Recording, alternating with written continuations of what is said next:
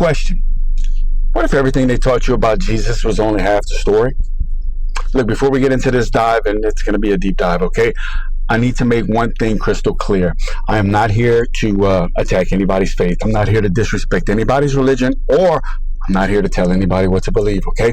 I'm just simply bringing you the knowledge and the understanding of what I found out through my own research, okay? What you do with this information, that's entirely up to you. Okay, now I want to make one distinction right out the gate, because most people really never have been taught this, okay? Jesus and Christ are not the same thing, okay? Jesus is the man who walked the earth and performed miracles, right? Christ is not his last name. Christ is Christ consciousness, and words matter here. So I need you to understand that moving forward. Got it? All right, here we go.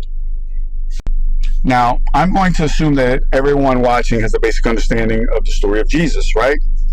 Born of a virgin, performed miracles, died at 33, crucified on a cross, and rose 3 days later.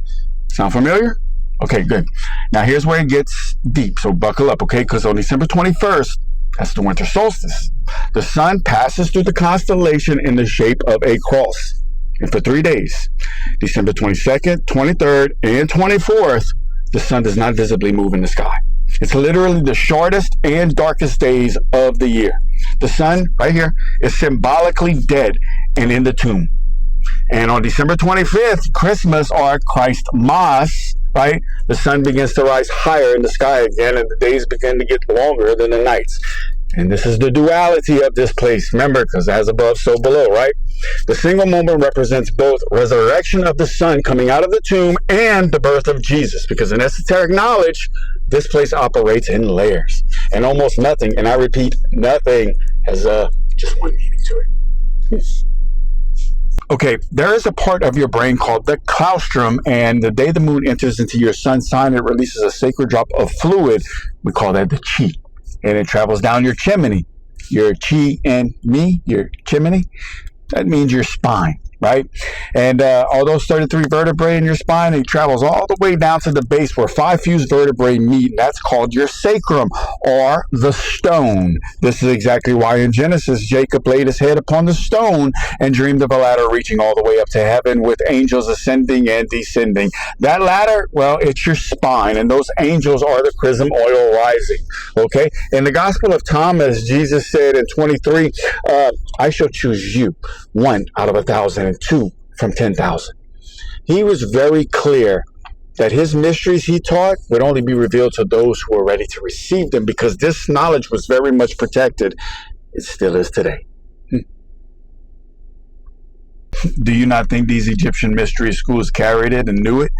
And you best believe that the so-called elites that are descendants of these schools kept it under lock and key for a very long time, okay? Now, here's the way the process works from my understanding. You have to have a fast, and that's where the 40 days and 40 nights comes in, because 4 plus 0 is 4, so there's your 4 days of fasting, okay? So the day the moon enters the sign before your sun sign, that's whenever you begin your fast, and you end it the day after the moon leaves your sun sign, okay? And that creates the 4-day fast, right? Remember, this is numerology. It's all the same, okay? During that fast, the sun moves through all 12 zodiac signs. Remember, the inner zodiac, not the outside, as above, so below, okay? This is raising the chrism oil all the way from the sacral chakra all the way up the 33 vertebrae into the top of the spine, where the junction nerve is literally shaped like a cross. This is why Jesus died at 33 and was nailed to a cross, because the 33rd vertebrae is literally a cross-shaped nerve. Okay, I can't make this stuff up. When the oil reaches to the top of it, it activates the pituitary gland. The pituitary gland represents the feminine and secretes a milk-like substance, right? Everybody's heard of the pineal gland, right? That represents the masculine and secretes a substance like honey. When it mixes together into the brain, it creates the promised land flowing with milk and honey of the Bible spoke of. Imagine that, right? Okay, this is why the Israelites couldn't enter the promised land until they spent 40 days and 40 nights in the desert, right? 4 plus 0 is 4. That's your 4 days of fasting. Can't make this stuff up again. Remember, Jesus said, cast your Cast your net to the right side of the boat, meaning activate your right hemisphere of the brain. When the disciples did cast the right side of the boat, how many fish did they catch? 153. 5 plus 3 plus 1 is 9. Yeah. And 9 is a pretty significant teaching here in numerology. You see, the sun's name is Sol, S-O-L, right? As in, you have a solar plexus.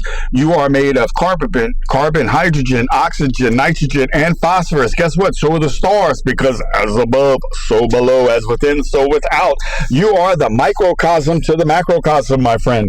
Yes, indeed, because carbon is 6 protons, 6 electrons, and 6 neutrons, which equals 666. Yeah, okay?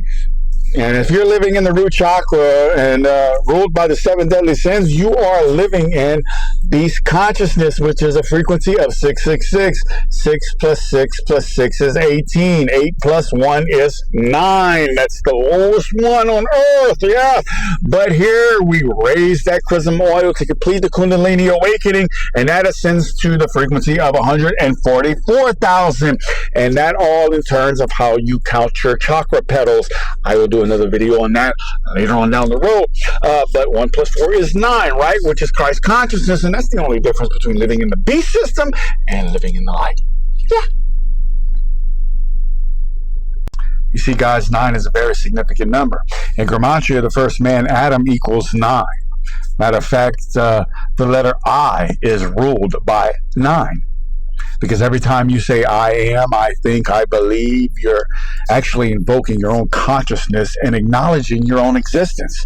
You see, 9 is human consciousness. 9 is earth. 9 is you. It's completion, right? The entire story of Jesus Christ is encoded in the stars, is the story of you completing yourself. Imagine that. The church doesn't want you to look up at the stars, and there's a reason why they don't want you to look up at the stars, even though it took the wise men to find Jesus to look at the stars. I'm just saying. Okay? The mystery schools kept this a secret to themselves as well, and there's a reason why. Okay? But now you have this information, so do with it as you please. I'm not asking you to believe me, because I can care less whether you believe me or not. All I'm asking you to do is go do your own homework, come to your own conclusion, and decide what resonates with your soul, because information has always been yours. Always. So do me a favor. Stay curious, stay enlightened, and always smile. I love y'all. I'll see y'all in the next one. Later.